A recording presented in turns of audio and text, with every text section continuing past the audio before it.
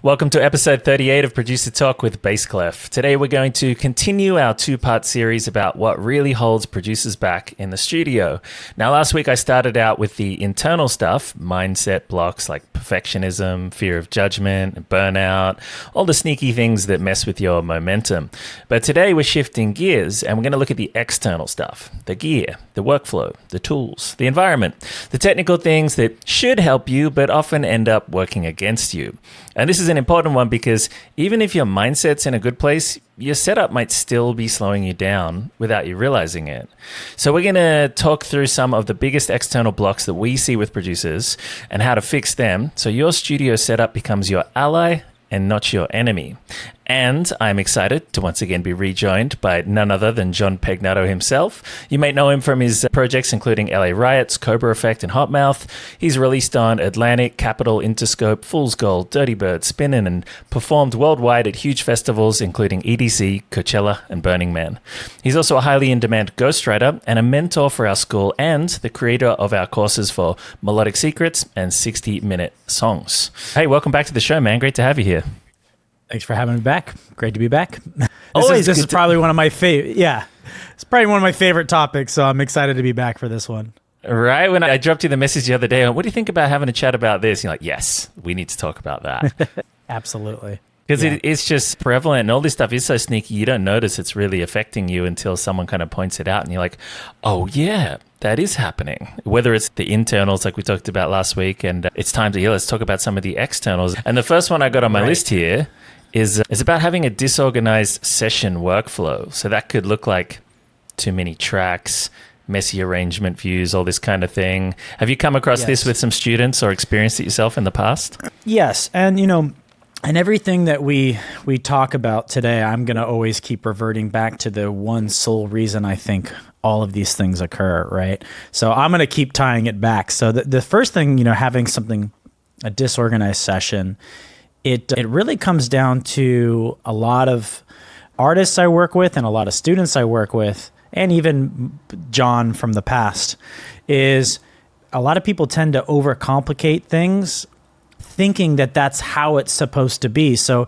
they go into it thinking they're being organized and all of a sudden they're adding layers and then they're adding different, just layer after layer, bus after bus, effect after effect, and all of a sudden it's just getting cluttered, and then they're adding more effects. And really what it came down to was, and it's funny that just a disorganized session actually came from a lack of a really good idea, because you're just sort of overdoing the session, you're overproducing the song.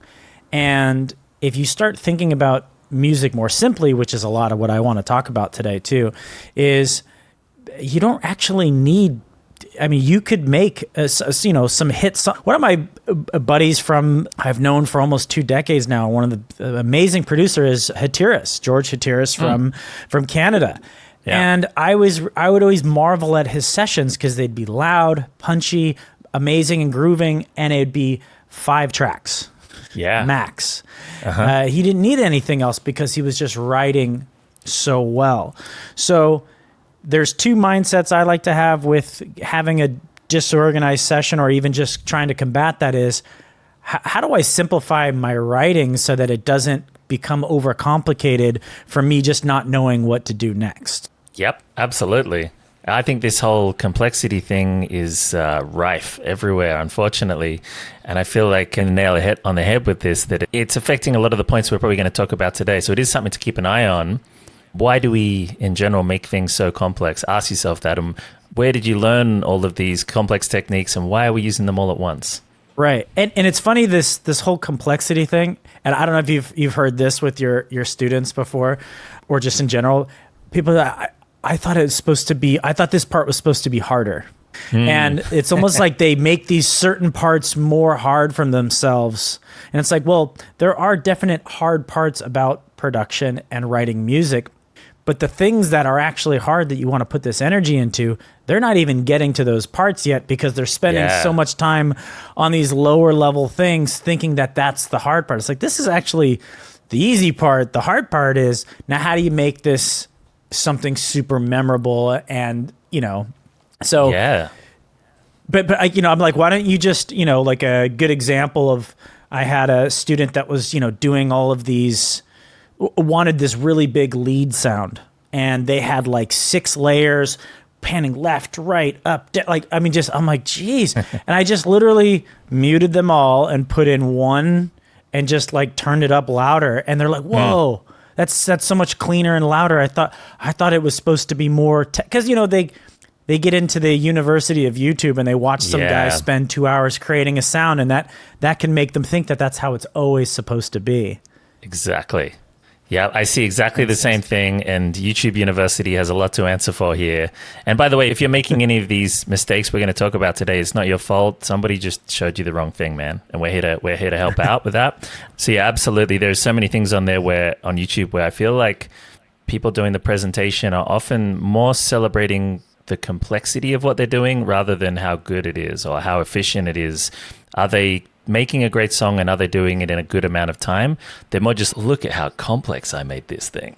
I mean, right. If that's your goal, cool, that's great, man. If that makes you happy. Right. But if I think the majority of people listening to this would prefer to be just finishing more songs that they were proud of, that they love the sound of, and so they're building some followers that love that music as well too. And complexity is the enemy of all those things. And I'm going to circle back to that thought in 1 second, because I want to say one other thing, but I want to come back to that complexity line you just said. But the other thing too, with building simple sessions, and this is like another thing a lot of people have to understand, is there is like an infinite amount of things that you can do, and that should kind of scare you, that you can go a million different ways. So for yourself, you have to kind of manage that expectation that there's 1,000 plugins, there's 1,000 different things that you can be trying, and you really have to know that 99% of these things are, especially at a certain level, they all kind of do and sound generally the same. Like the margins in between how good another compressor might be is it's kind of inaudible, where it's like you could just, if you give an Ableton stock to a good producer, Ableton stock, they can make something amazing. You don't need all these other things. So you have to, if you reduce the amount of things, maybe just go, okay, these are I'm just going to use this synth, just this EQ, and just try to if you have your friends that are like, oh, you got to try this EQ, you got to try, just use the most basic things and focus on the idea and the music. And then contextually, as you start to develop your sound more, you're like, well, now I actually need this specific tool for this specific thing I'm doing. Then it makes sense to grab for that other plugin. Yeah, I agree completely. You got to keep on track of the overall bigger picture of, if your goal is finishing great songs fast that sound amazing, that you're proud of, then make sure you're consistently hitting your deadlines, or how long, if you expect to do one a month or one every 2 weeks, make sure you're hitting that before you start making things more difficult and more complicated. Keep things focused and streamlined, because what we're talking about in this first point is about the problem of having disorganized session workflow, and this complexity really does attribute it to, because it's what makes everything disorganized. It's what makes you tempted to use more tracks than you need, to put things in too many groups. Oh my God, we got to talk about that too. But like you said, with Hatiras having a simple setup where it sounded clean and powerful and loud and punchy, and it was only like 5 tracks, this is totally true. And I bet everyone listening could probably relate to a moment when they started a song and they just put up in a couple of sounds, probably the initial gut feeling that got the idea going. Maybe it was just, could have been kick, hats, a clap, and a stab. And you were just like, oh, this is a vibe. I'm going to write a song right now. I'm going to finish. This is great. Everything sounds awesome. Cut to 3 or 4 hours later, and there's 50 more tracks, and suddenly it's all complex, and it doesn't sound quite as good or powerful anymore, because everything's just getting watered down in unnecessary things. And like you're saying, not everything that we do in music production and songwriting moves the needle as much as everything else. And I think it's really important to try to step back and be aware of that and go, how much better is this particular thing I'm doing right now? How much better is this making the song? How much does it contribute? Does it make the song, like, maybe if you get a hit vocal put on it or something, or an incredible lead, 50% better straight away. It's half of the song. But many things might only be adding 1% or 0.5%. And like you said, when it comes down to comparing which vintage emulation of a compressor we're going to choose, it's Right. like a 20th% of how much it's going to impact the song. Yeah, and I think we kind of touched on this last time, and I sometimes I repeat so many things, so I always forget where and when I said them. Is, you know, every piece of your song should essentially be very vulnerable to the listener's ear. And if it's so buried and tucked in there, and it's like this, you're overly getting into these layers of texture, you're kind of losing. You're using the production to create the idea, where the production is supposed to beautify the idea. And if you think more simply as, again, always think of your music as, could a band essentially play this? Or is this a 5-piece band? You know, even in dubstep, it doesn't matter what type of genre it is. It's like, do I hear the bass? Do I hear the harmony? Do I hear the drums? Do I hear the lead? Do I hear this? And if you start being like, well, I don't even know what this sound really represents. And it's like, well, and it's like, you know, I heard someone's like, they have like an ARP on top of chords, on top of this other thing, on top of a pad. And it's like, well, I like all these things. And it's like, yes, but I can't, you know, as soon as I would delete all of these things and it would just be a kick, a bass, and there are like, whoa, that sounds so much cooler. It's like, yes, because you got to move these things out of the way.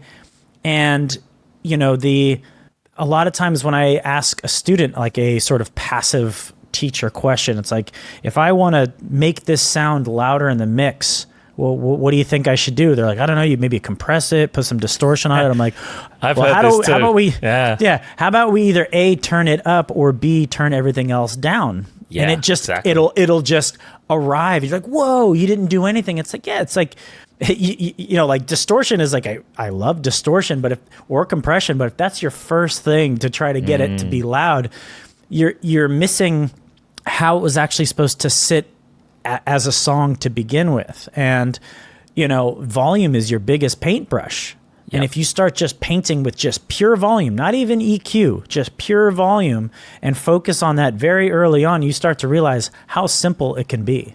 Exactly. I've seen the same situation, and I'm shocked every time it happens when I'll say that kind of question. So how do you think we can make this more prominent? How do you think we can make this louder? And people will suggest a bunch of things that are not volume. And I feel for them because they must be getting so stifled with misinformation.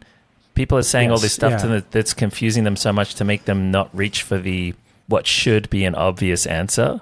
And when it's explained to you clearly, when you understand it clearly, it is simple and it is easy and you can do it fast and have great results.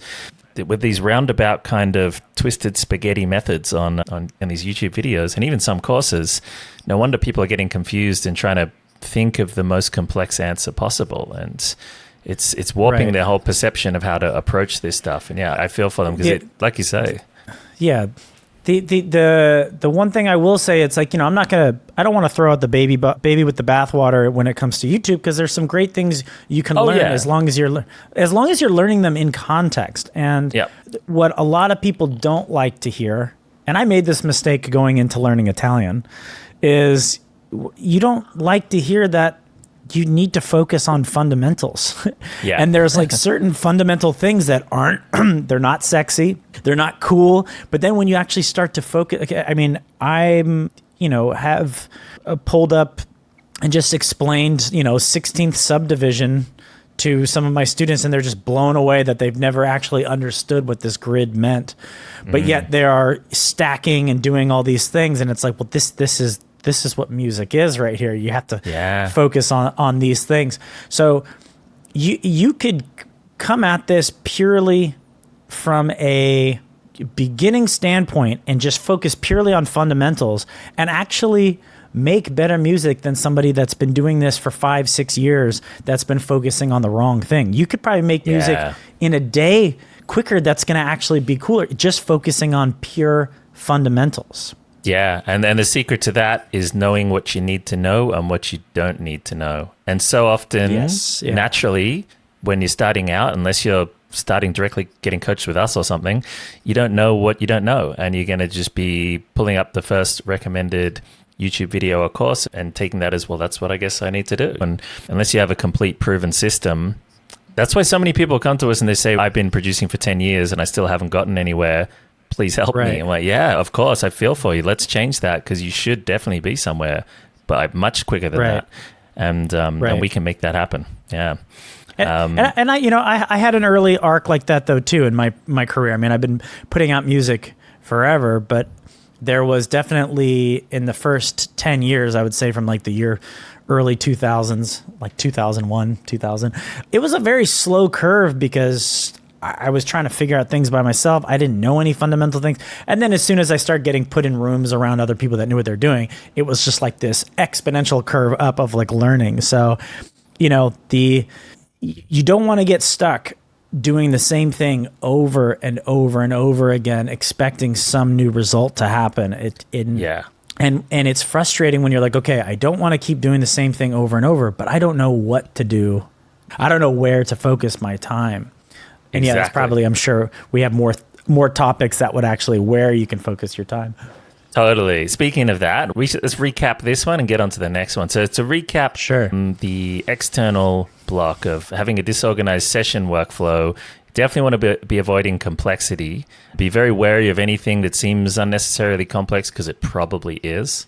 Don't use. Try to limit the amount of tracks you use. Try to, if you need a bass, try to just do it with one track. Almost always you can. It is a lead, one track. Each instrument. Almost always you can do it with one track. That's the more common scenario, not the other way around. Try not to bury things in too many groups. Basically, don't use groups at all unless you absolutely have to. Remember, obviously, to name stuff in your sessions and color code things. I know it's the last thing you want to do when you're excited, but unless you're going to work on the whole thing and wrap it up in one day, even then, you're going to come back at some point and it's going to take you ages to find that track you're working on, and that slows you down more than being organized. Anything you want to add, man? No, I think you said it all. It's giving me more things that I want to talk about with the next topics. Well, the next one, we could move on. The next one I wanted to talk about was the external block of monitoring issues. You want to try that one out? Because we could talk about, there's something that can hold you back, which could be the bad room acoustics that you're working in. If it's an untreated space, maybe the way your speakers are set up. This is even before we get to what speakers you have. The other things matter so much. Yeah, or what you're doing with your headphones and things. Have you run into any situations with this? So this one, I have a sort of my own approach, and I personally I don't have a studio anymore. I got rid of my studio purposefully. I mean, I'm wearing my studio on my ears right now. Yeah, exactly. And I have my sub pack near me. Once I sort of got out of I need to be in this room with speakers, and again, this is just me, but you can metaphorically compare this to anything. I just started to realize that if I'm referencing and monitoring, no matter where I'm at, and I do it in several different places, so I always use my laptop speakers. I always listen on like nice speakers. I listen in my car. I listen in earbuds. Most songs that I am working on, by the time it's finished, I will have listened to it in about 5 to 6 places, just various places. And I kind of do it so automatic. I'll be working my headphones, and then I unplug my headphones, and then I work on my laptop. And then from there, I'm like, I have to go to the store. Let me listen to the car. So I'm constantly, while I'm working on something, will have passively listened to it on 4 different places, which I've also listened to other music in those places, so I know those listening points. Yeah. So it's, to me, and this is just my opinion, take it or leave it, is it really doesn't necessarily, I can't really ever say you have the wrong setup versus what are you comparing it against with things that do sound good, and always do a double blind test. So it's like, okay, if your reference sounds good in this room and your song sounds good in this room, do those two things also sound the same on your laptop speakers? Do those two also sound the same on your Bluetooth? Like, you start checking and then you go, okay, both these songs sound really good in this room, but then as soon as I play it here, the pro song still sounds good and mine just completely falls off. You're like, okay, my room is definitely adding something. But then you learn, so you can either you don't have to be like, I have to, bulldoze my room. You can go, okay, you could work with that in mind, knowing my room's doing something. So I have to make sure to manage that. Because then this is what was scary, okay? Not to go off on a tangent, is I forget in what order this had happened and when. This is a couple of years ago. I was listening to a reference. I was listening to a reference and my track. They sounded almost identical. I listened to them in this other monitoring source. Mine sounded terrible, and the reference sounded amazing. And I'm like, how is this sort of comparing? So then I worked in the monitoring session where mine sounded terrible, and got it to sound as good as the reference. Then I went back to listen to where they both sounded good, and I couldn't. Mine still sounded the same in that. I was like, oh my god! So all that stuff I fixed, I still couldn't even hear what I fixed. Do you know what I mean? So it was like scary knowing that like another monitoring source might point something out that even when you fix it, you still don't even hear it in your bad space. So it was like scary. I'm like, wow, that. But I was like happy that I found this thing that revealed it and I was able to fix it. But I'm like, I would have just bounced this out. I'm like, my reference sounds good. This sounds good. And this other thing revealed it. So it was like a nice reminder. That's like, you have to check different places, you never know.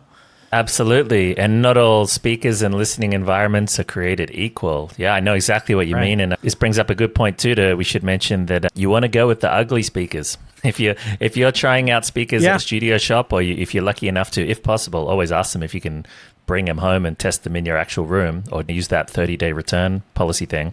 Try them side by side, and the ones that make your music sound amazing are probably not a good one to go for because they're going to be too flattering. You want the ones that exposes all the problems, that makes your music almost sound boring and flat and lifeless. That's the one where you're like, oh, I have to work extra hard to make it sound great. Right. And then like John's saying, the more likely it's going to sound good everywhere after that. You'll never surprise yourself and think, oh, I missed something. And also give yourself a treat. So I do this because like I have headphones that are extremely coloring, like they're the Audio Technicas. They color a lot. They kind of sound more of like what it would, someone else listening to it after it's finished.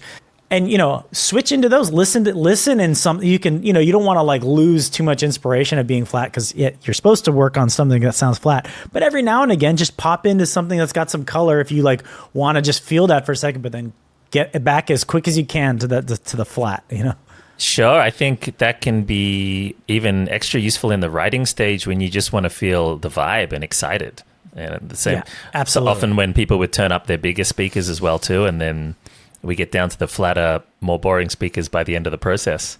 But yeah, you raised some really good points there about how things can sound different on different speakers, different listening environments, and the importance of having an ideal one, or just at least being aware of the monitoring issues that can pop up. Because like you said, our rooms can be colored, even if we've got very flat speakers. I think often a lot of people buy good speakers, but they just don't set them up in the right spot in their room or in the right way, like the right kind of stands and things, or the right position. Or the room is just poorly treated too. And you'll end up with some really common issues that'll happen in small rooms. Is you'll end up with usually a bass boost around about 100 to 180 hertz or so, because that would happen in a room that's, I don't know, 3 or 4 meters squared. What's that in feet? 12 or something. And most people are in roughly these size rooms at home, and so we end up with all have this same bass boost. And if you're not checking that on a different system, you're gonna end up with less bass in your song. Because to you, it sounds good in the room. You're going to think, oh, it sounds fine. But the room is adding that extra bass, often not your speakers, the room. And the louder you turn your speakers up, the worse that gets. It'll like it might shake a window or shake a frame or something. You're like, ooh, I got too much bass in this song. It's like, no, it's just your room. Yeah, it's just your room, man. Yeah. And the opposite can happen too. You can have parts of it where the frequencies will cut out, and you'll end up boosting more there to try and compensate for it. So like you're saying, you can work with this if you're careful.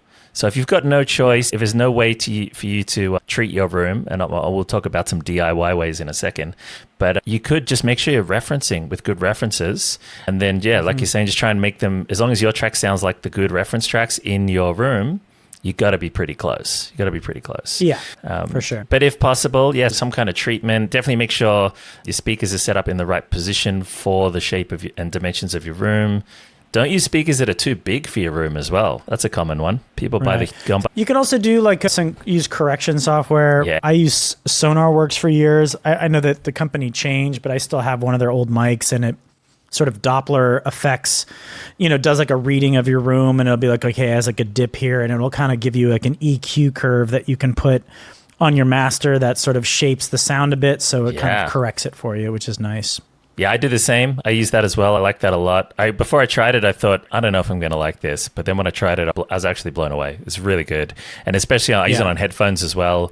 And then I really like how when I'm going between my headphones and my speakers, they sound the same. Because normally you'd go between your headphones and your speakers and you'd have to get used to it for a bit. And it's good that you were saying you only have maximum, I don't know, kind of 4 or so listening environments you ever use. So you have the opportunity to learn them. Because if they're constantly changing all the time, you never really learn them, and it would be hard to judge anything. So the only way to make it even better is if we can force them to all sound the same.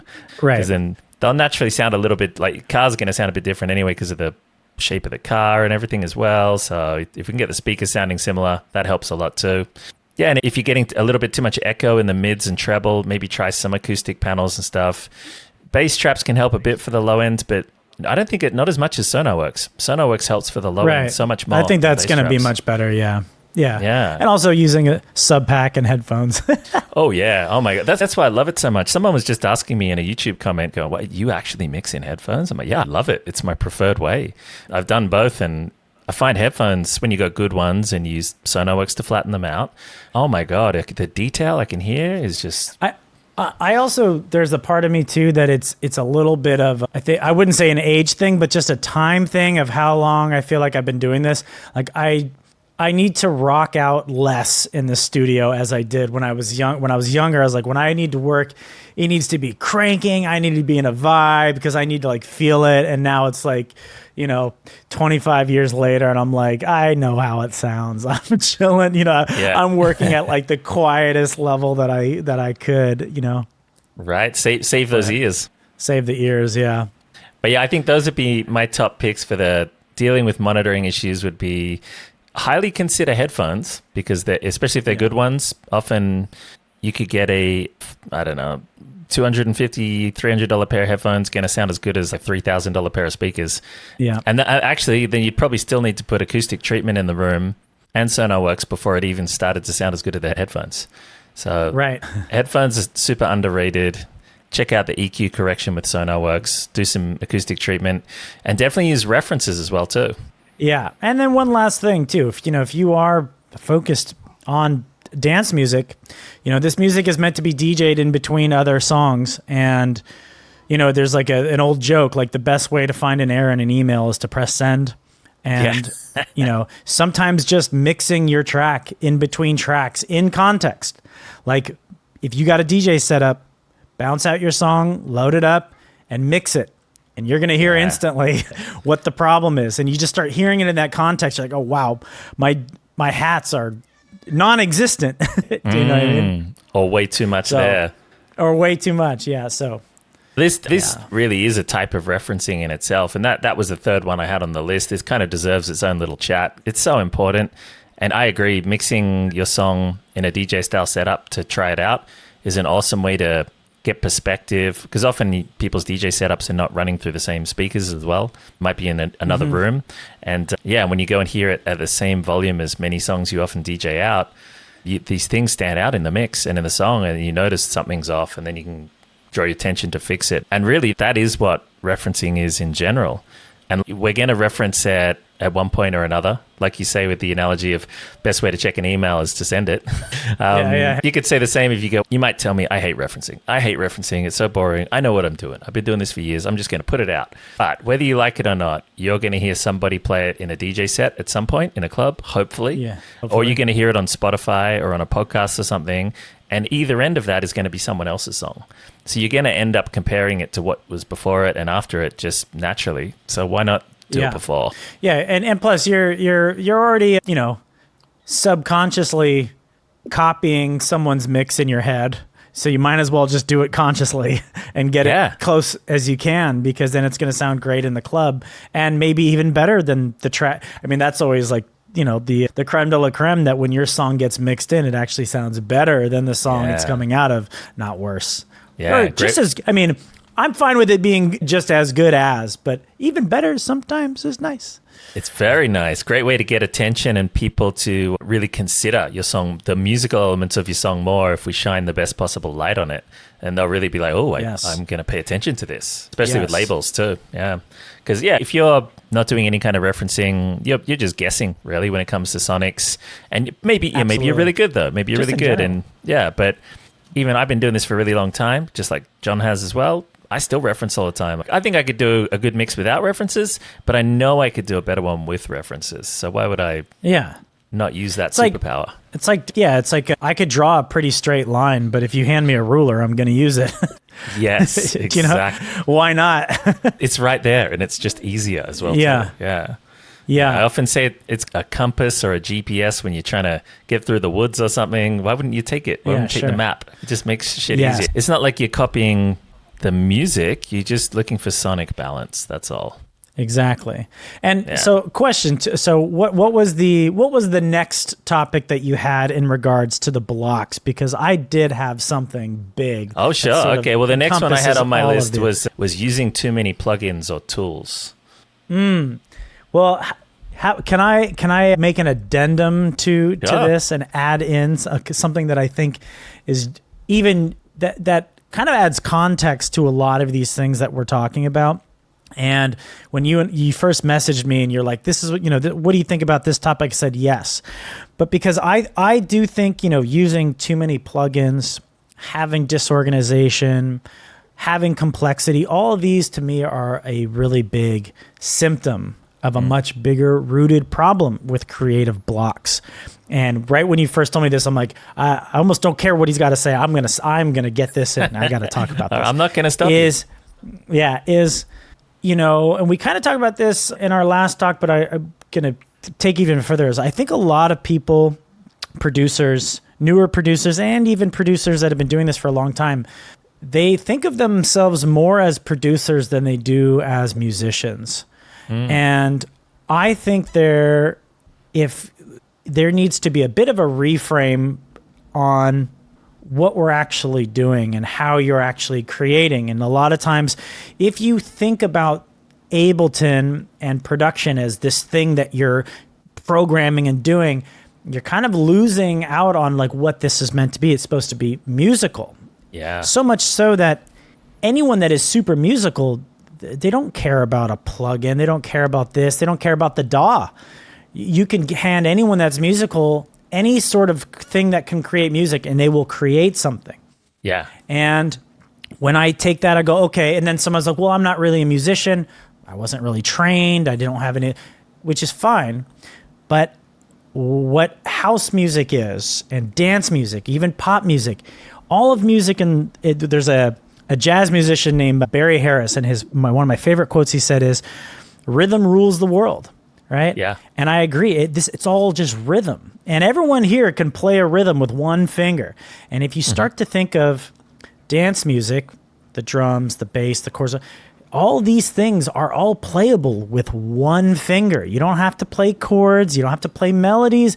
Just play these rhythms. And if you think about, I think I did like the math on it, like just within like a 16-note subdivision of how many variations you can do with rests in one bar. And I asked ChatGPT, it's like 1 million. Just in this one bar, you have like millions. And then I go, okay, well, how many are like commonly used? And it said like 500. So just in this one bar with 16 notes, you have this cool infinity, cool infinity, not like this vast. Just knowing that's like, okay, I got these 16 subdivisions I can like write something in. Then we talk about like referencing, and it's like, oh, I want to sound kind of like this strong. Just listening to these songs and just taking rhythms and just learning to hear like where these sounds are sort of landing in the song. And then we talk about, earlier we talked about you're adding too much complexity, and you start to realize, well, these songs are so simple, but if you add complexity to that simple part, like if I sound design this very, very complex sound and then resample it. But then I just put it in and I play it with one finger and I do 2 little stabs. I've made something that is seemingly complex, but I'm playing it like a monkey, just hammering on a keyboard in this very simple way. And every time I have this sort of talk with a mentee or even artist of, we have to simplify this, I always just take them right back to rhythm. They're like, well, I really want these really complex sounds. I'm like, fine. If you look at Disclosure, they're doing a lot of complex things, but they are delivering it in this very simple way that they can have super complex jazz harmony and all these things, but the session is still 5 things because they are delivering it in just these very, very simple rhythms. And that was like the one thing that I wanted to say, is just like everything is just based around rhythm. Your whole arrangement is a rhythm. It's just one giant rhythm. It's like this contrast in time, things that happen over time. And if you are really trying to simplify everything you're doing, whether it comes down to plugins, your sessions, and just referencing better, just focus purely on rhythm. Listen to your favorite song and just tap out what you hear, and then just plop in another sound to what you just tapped out. And it's going to be instantly fun to listen to. Do you know what I mean? I completely agree. The importance of rhythm and the importance of how the rhythms within your song work together with each other to make sure that they're complementing. Some might be more of a lead actor in the movie. Others are more in the background. But like, for example, you couldn't have every rhythm in your song complex because they just step all over each other. But you could have, maybe sometimes you could have one complex, but then the others would all have to be very simple to get away with that. Right. So it's trying to not make... Yeah, go ahead. You go. No, I was going to say... Yeah, good. Sorry. I love it when that happens. Thankfully, we'll edit the silence out of this, maybe. Let's see.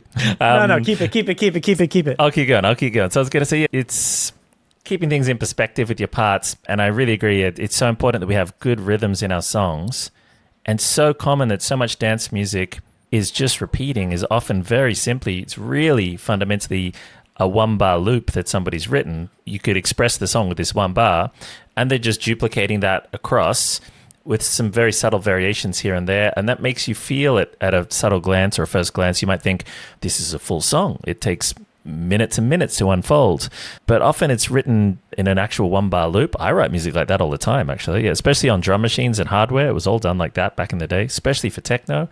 And you just get that 1-bar loop sounding as vibing as much as possible. We're like, wow, I can't stop listening to this. I can listen to it all day. And then by the time you hit duplicate onto that, everybody else thinks the same thing too. I can't stop listening to this. This is fire. Right. But if people keep changing up their rhythms too much and adding too much complexity, like we're talking about here as well too, that's even worse than having a rhythm that's too busy, too complex, or clashing with other rhythms within that 1 bar.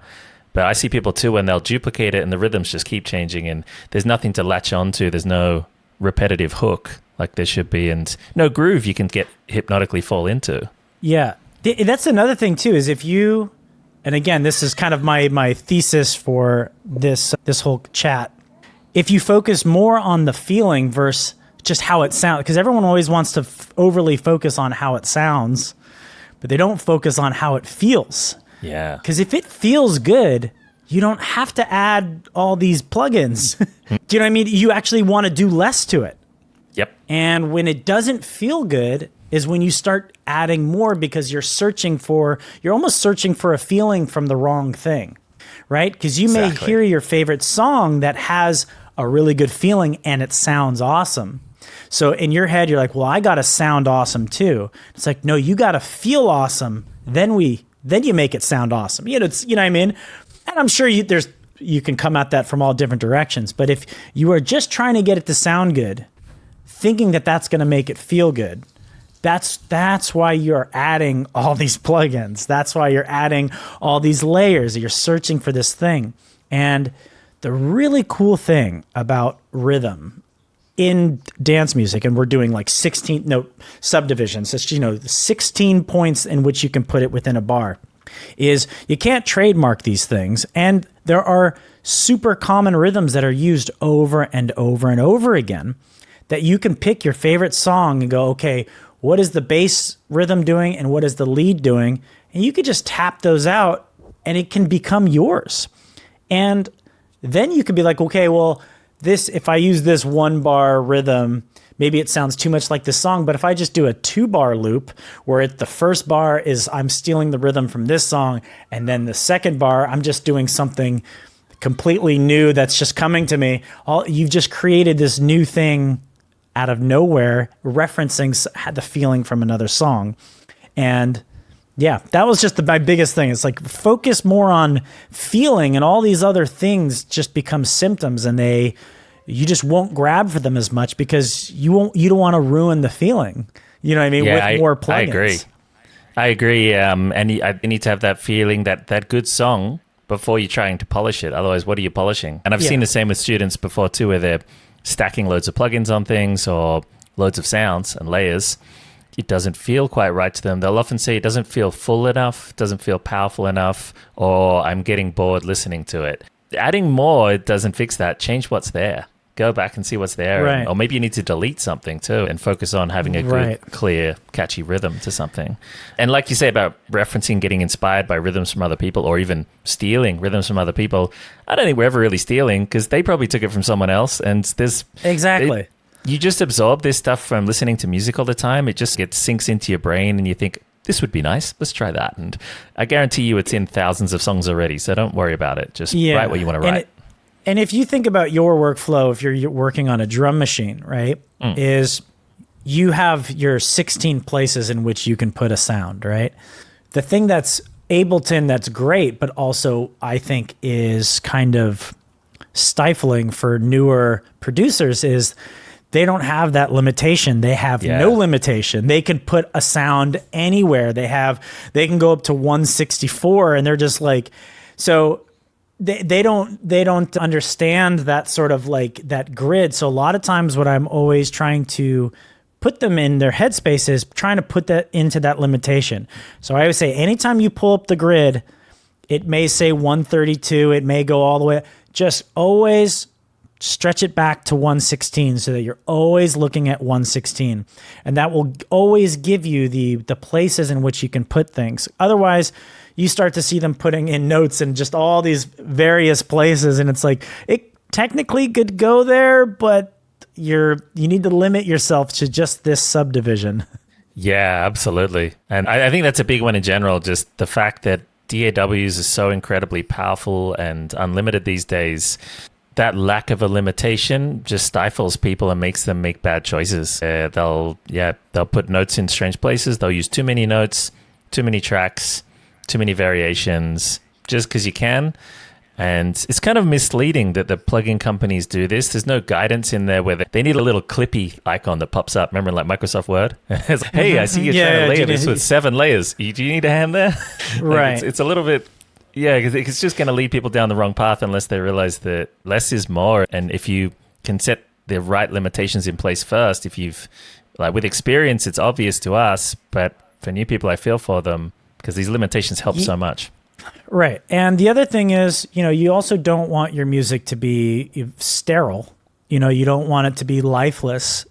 And trying to figure out where you input that weirdness, it can sometimes be confusing. And one of the best ways to even just approach that when you're thinking about what plugins to add and when is if you, let's just say, want to use distortion, which is a great thing to use. You ideally don't want to use distortion on everything. You maybe just pick one thing specific that has distortion so that it stands out around the things that don't have distortion. Likewise, if you have something that you want to sound big and reverbed, well, then everything else might not have any or either little to no reverb on it. So that thing with the reverb sounds big. And a lot of times I've experienced where students are trying to make a song sound really big. So everything is just completely verbed out and the whole thing just sounds like we're listening to it from down a tunnel.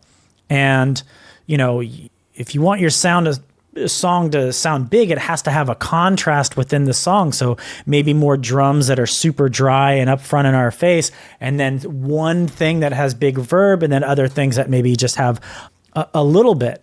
So when you're saying, okay, I want to use one of these plugins, how do I use it? It's like, well, always try to think why you're using it. If you're trying to get something to stick out, it's like, okay, well, you want to make sure again that you're using it in a way that's contextual, that you're not overly using it across the board. You're using it in a way that adds to the song, or again, adds character to whatever sound you're using, not to the entire track. Absolutely. Yeah, you need contrast. I think a good example of that is also with the stereo field, where people make everything wide and then there's no contrast between what's wide and narrow, what's panned as well too. Right. Same kind of thing, right? So whenever you hear advice that you should always do something on every single track, it's probably bad advice, because you should be listening to what that track is doing, what its role is in the song. Low cut on every that's low cut and high cut. Low cut. I get sometimes students will ask me, what template do you load up on with what plugins in your song? I'm like, nothing, because I haven't heard the song yet, and you need to hear what's there before I load something. And many channels, I might not need any plugins at all, because if we've chosen a good sound or recorded a good sound, just volume balance it. It's fine. It's the skill of knowing when it doesn't need something is just as important as when it does need something. Many tracks might have some EQ or maybe some compression, but there's nothing I do every single time on every single track. Yeah, right. So that another misinformation out there. This kind of segues into the whole plugins thing in general too, with the just people having too many plugins as an external block that slows them down. I used to suffer from this for sure, definitely when I was starting out. And I get it, because they're shiny, they look cool, and there's all this promise of them being amazing. And you hear these big famous mixing engineers talk about how this compressor just a million times better than this other compressor. They're all pretty similar, man. There's subtle differences, but until you get to that super high level of mixed down absolute pro, you're not really going to appreciate those subtle differences that much. And you're probably, if you get obsessed with this too early, you're going to miss all the important things that we've been talking about before, making sure you write a good song, choose good sounds, have good rhythms, all these more macro important things than needing 10, 20 compressors or even 5. And it even just kind of paralyzes you with choice, right? If you're going to work on a song, you're trying to write music, trying to be in the flow, you go, all right, it needs something. And you open your plugin list and there's 1,000 plugins. You're like, where do I start?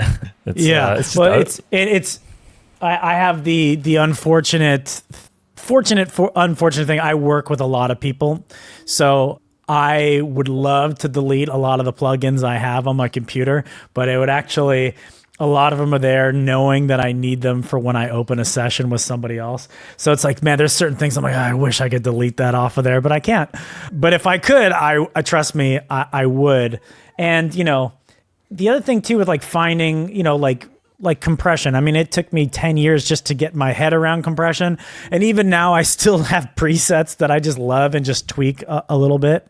And, it's taken me 25 years to find the couple compressors that do exactly what I want, and I can hear those subtle differences. But it's like, even then, someone else does something else. I'm like, well, that sounds still more better compressed than what I did. So it's like, maybe it's a snake oil to a certain extent. But it's like, it doesn't, I mean, if it's compressing and it's doing what it should, stock Ableton will make you a hit record. Quite easily. You know what I mean?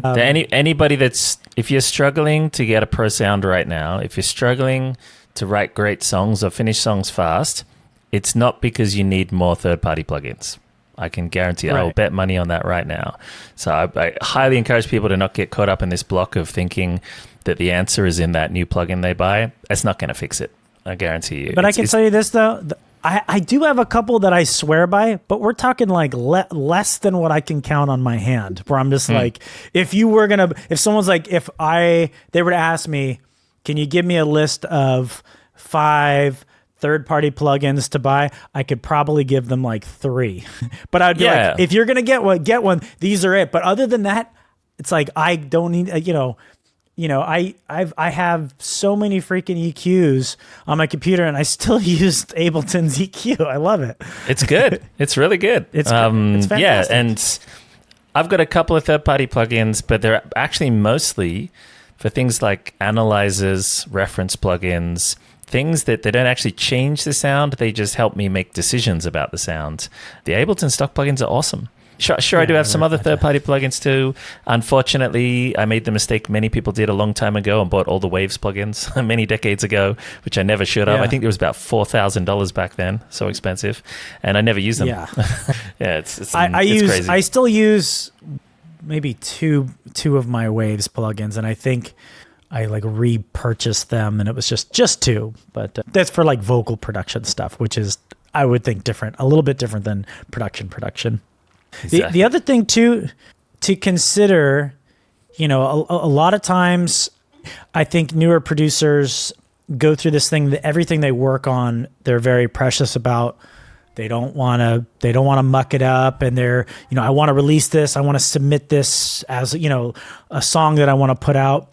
And sometimes it stifles a little bit of the experimentation when it comes to either just finishing it in a simple way or doing these things. So that's another reason they tend to overcomplicate it. We're like, well, this is the one I want to submit to Toolroom. This is the one I want to submit to this person. Oh, you mean like they put more pressure on themselves? Yeah, and you want to and I get that. You want to get releasing, you want to get going, but you don't want to skip over the part of really trying to just experiment with just finishing things, getting through them quicker. Like another example of simplification is if you have an idea, try just getting everything into audio as quickly as possible and then just moving it around like Lego blocks. It might not be your best song ever, but just go through that process of just fully committing to what you've done. The MIDI might be all screwed up, your release time and all, but just do that. And obviously those mistakes will reveal themselves later, but just try out certain, because then you might okay, maybe rendering everything to audio was too extreme, but in that process, I learned that once my lead was done, I never had to, just moving that to audio, I was able to resample it and just put it in and again, move it around like Legos and do some cool stuff to it. So maybe going forward, I just render that to audio. The faster you can get at just committing to ideas, getting it to feel good, keeping it simple, the better your life is going to be. When you're overly precious about these sessions, they just get more and more complex. And it's like, I want this to be the best thing I ever made. So I'm going to put 8 hours into this and like you start going down this and you start to realize it's like you're lost in a forest and you are weed whacking in the completely wrong direction that the road is. And you're like, look at all the hard work I'm doing. It's like, but you're just getting further and further away from the road. And, I've worked with people before where they've shown me this super complex thing. I whittle it down, just like you were saying, I whittle down just one bar, make that one bar super simple. I delete 80% of everything. Then we rearrange it back out. And they're like, I love this. But that was too easy. That was too easy though. Yeah. And it's like, it's not like they feel like we're not allowed to. Yeah, and it's like you and I just adjusted at the exact same time. That's great. It's because we are in sync. Yeah, I thought it was supposed to be harder, and it's like there are aspects of this that are hard, but you just got to know when those part times are. And there are certain things where I'm just like, I obviously have a lot of patience, but it's like sometimes I'm like you're wasting so much time on this thing that I want you to spend more. I would rather you make me 10 terrible finished songs than make me one thing that is your opus to this point that still isn't even as good. It's like those 10 terrible ideas, we can call them terrible or just not as good, however you want to say it, are going to push you further into your learning, into your art, than just this one thing that you are just adding. You know what I mean? Absolutely. I completely agree. And I've seen the same thing too and I experienced the same when I first started out. I used to find myself putting certain artists and songs on a pedestal thinking, oh my God, I love this artist so much. I love this song so much. It is just perfect.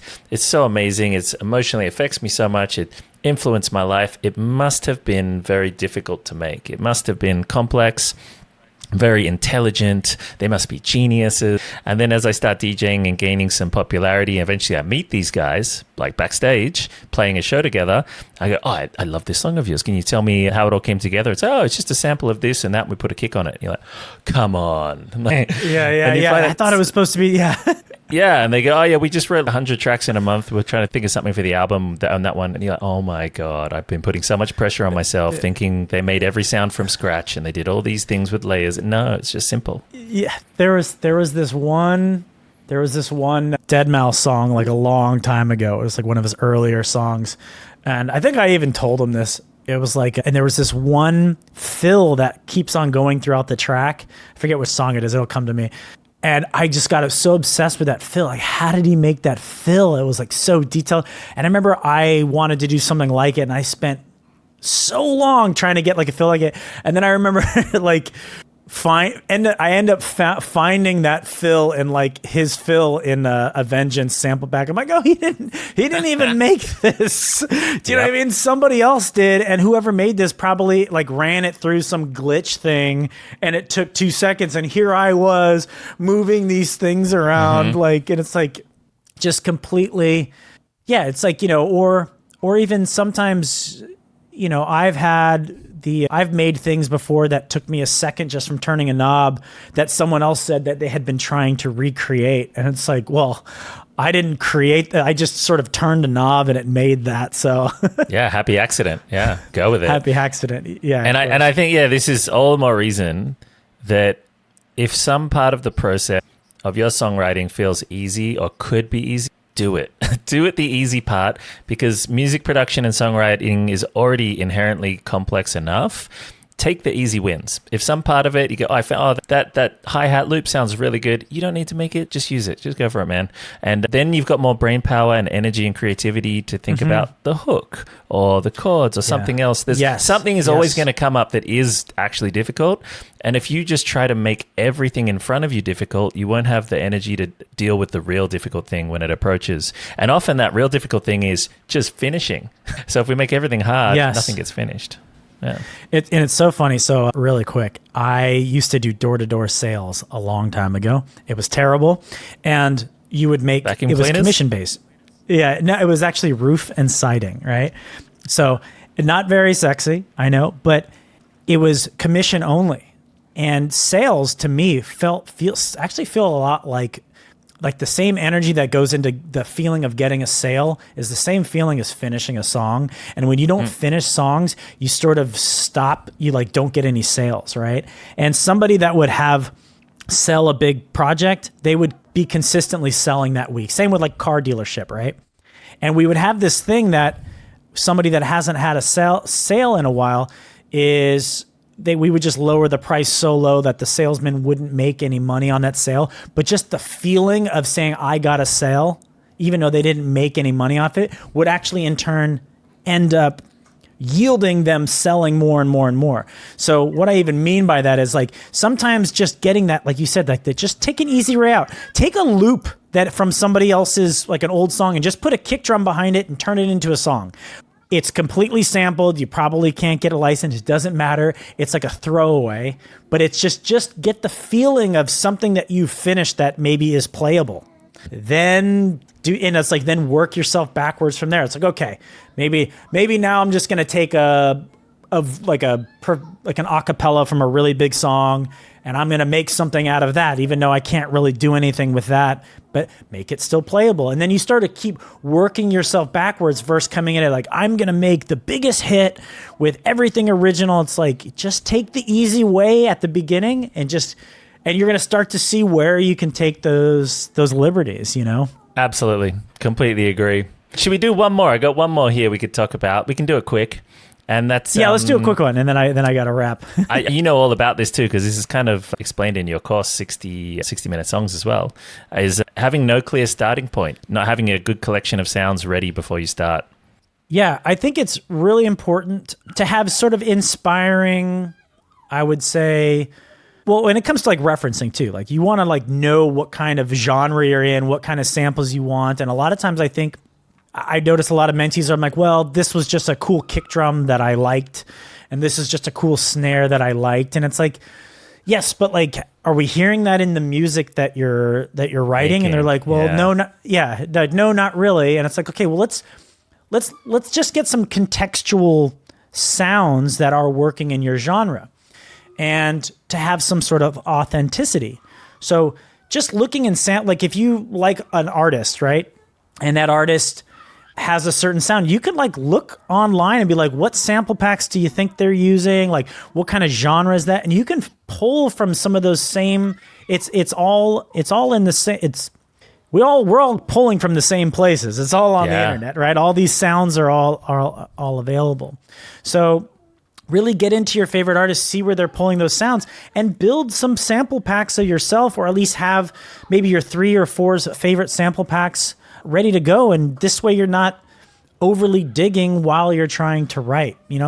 Spend some time recreating some of your favorite songs. That's like, just take a song you really like and just be like, let me just recreate these drums to the best that you can, and then take those same drums and reprogram into something else for yourself.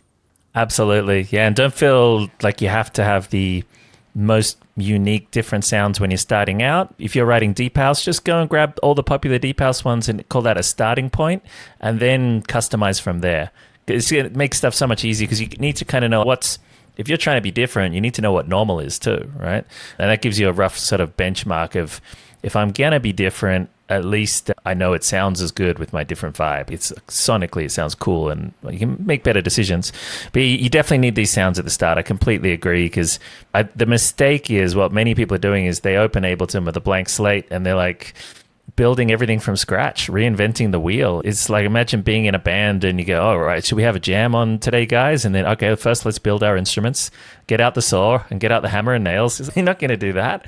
You should have your instruments chosen, built, or whatever, and just make music. Yeah, and then once you start getting better at just getting it to sound up to par, then you can be like, well, now that I got all these things kind of sounding collectively in the same universe, maybe this snare I can create my own and do some crazy thing. And it's like, but then you're building from that sort of point of like, well, okay, well, now I'm at the level that could be playable and it sounds authentic.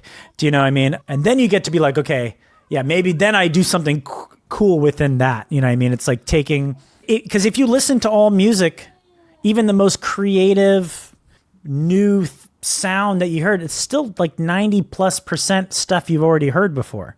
Yeah, exactly. Do you know what I mean? It's just, so it's not the same with like rock and roll and any genre. It's like, you're not hearing these new sounds you've never heard before, Yeah, it's what's more new is the way you personally put these pre-existing sounds together. Your preferences, your choice, the way you decide to mix different genres, melodies, and things like that. That still, and I think forever, will blow people away. And that's just you showing your passion and preferences. Right, exactly. And there's the other thing too about being new, or even doing this for a long time, sometimes can confuse people, is where do I insert my creativity? Right? And and a lot of times, a lot of people put it in the wrong places. You don't need to get creative on how to get a kick and a bass to sound good together. That's been figured out, and there's so many different ways. But then when I was talking about like rhythm is, 16 points on a grid in a bar.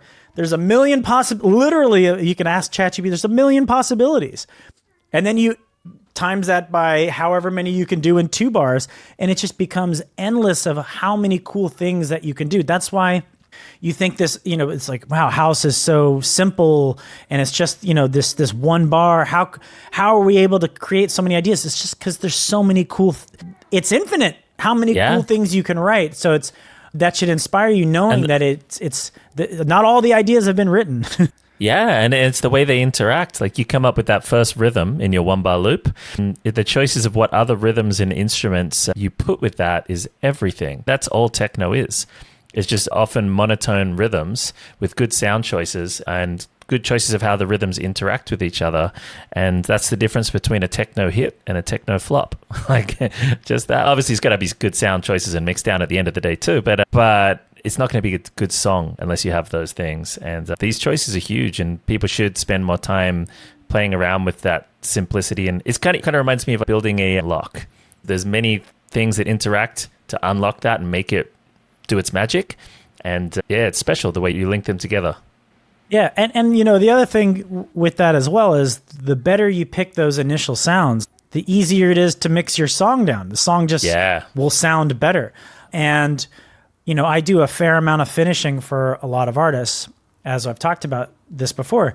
One of the first things I do, I would say almost either 9 out of 10 times, unless I've helped them with the production, I change their kick. Yeah. You know, I listen to the kick. Often. I'm like, okay, I hear the kick that you were trying to do, and I put a better one in. And a lot of times I don't even tell them I changed the kick. They don't even notice because it still sounds like the kick they chose. I just chose a better version of that kick that fit in the mix a little bit better. They don't even notice, like, oh, this, however you mix this. And it's like, I just changed the kick. That's all I did. Yeah. Like, how many plugins did you put on this? None. Yeah. Actually, exactly. And Exactly. and to call back to something we were saying before with the layers and complexity, I see the same thing. And often people are coming to me with a kick with 3 or 4 layers, and I'll put and loads of plugins and processing. I'll put a single kick in there with no plugins, and it sounds better, and they're blown away. I'm like, yeah, it's taking the time to choose the right sounds. Yeah, I remember this was a long time ago. Laid Back Luke tweeted at me because I said this was maybe, I don't know, like 10 years ago, and I said, because I was huge into sampling other people's kicks just straight out of their track, right? Which is, you know, a little bit of faux pas, and it actually it seems like a good idea. It definitely is in like a writing standpoint of view, but like it has diminishing returns. And I remember I said something like, thanks to all the people that make all these amazing obviously this was a lot shorter, but like standing on the shoulder of giants, stealing all your kicks. And Laid Back Luke tweeted back at me and said, why not just use a 909? It's perfect. I was like, oh man, and that always stuck with me. And in my head, I was like, well, what are you talking about? But then it is true. If you just hear like a nice thumping 909, there's nothing better than that. It really doesn't have to be that hard. Exactly. So you know, there's a great starting point for everybody's sound palette out there. Just start with a 909 and go from there. Just start with a 909 and just keep it as loud as you can in the mix. Exactly. These have been good, man. Let's do a little recap here, because the truth is this. Whether it's an internal block or an external block, most producers aren't stuck because they lack talent. They're stuck because they're missing a system. You know, and you can't fix mindset blocks with more plugins. You can't fix workflow issues by guessing. You need a complete, proven approach, one that walks you through what to focus on and what to ignore, and how to actually finish great music. So that's exactly why we built this school at basskleph.com. And if you're trying to become a release-ready artist, definitely check out things like our courses like Road to Mainstage. That's the full songwriting and production system. If you're already there and you want to dial in a pro-level mixdown, then Pro Sound Secrets is going to take you the rest of the way. If you're stuck on hooks, chords, and melodies, Melodic Secrets from Jon right here is going to be the best place to start. And for setting yourself up for success with songwriting and speed, 60-minute songs, his course as well too. Oh, and if you need something tailored or custom, mentoring might be just the answer. So no matter where you're at, we've built systems to get you unstuck and finally moving forward. And that's what we're here to help with. And I hope what we talked about today made things a little more clear, a little easier for some people out there. If you got some questions, throw them in our YouTube chat underneath. Even if you're listening to this on Apple Podcasts or Spotify or something, head over to the YouTube and subscribe there too. And say what's up. Leave us some questions as well. But Jon, thanks so much for sharing all the wisdom and good times today as usual. Always, man. I look forward to the next one. I've already got like tons of ideas. You know me, I could talk forever. Amazing. I love it. All right, cool. Looking forward to the next one as well too, man. You take care over there, and we'll see you guys next week.